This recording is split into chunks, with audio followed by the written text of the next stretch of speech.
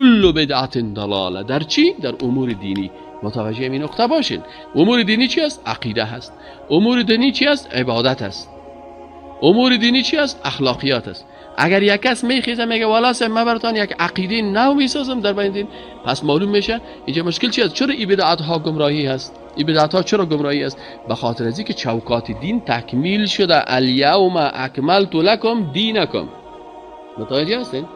اینجا نگفته که ساینس تان تکمیل شده، اینجا نگفته تکنولوژی تان تکمیل شده. مسائل ساینس، تکنولوژی، مسائل ریاضی، کیمیا، فیزیک، بیولوژی، جغرافیا، علوم که است مربوط به انسان هاست.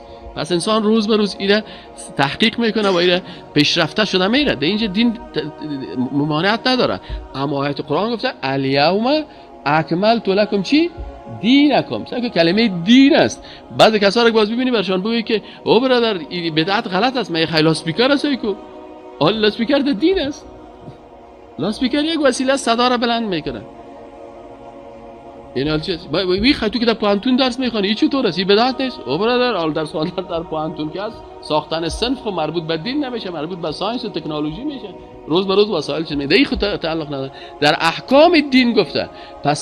پس اینجا چی میگه که از این خاطر بدعت در دین به خاطر از این خراب است که چون دین تکمیل است. در زمان رسول الله اکرم صلی الله علیه و سلم دعاها تکمیل شد، عقاید تکمیل شد، عبادت ها تکمیل شد. پس تو دعای نمیره از کجا وقتی که میری در بین دین داخل میکنی اینو میره چی میگن؟ بدعت و نوآوری میگن در مسائل دینی.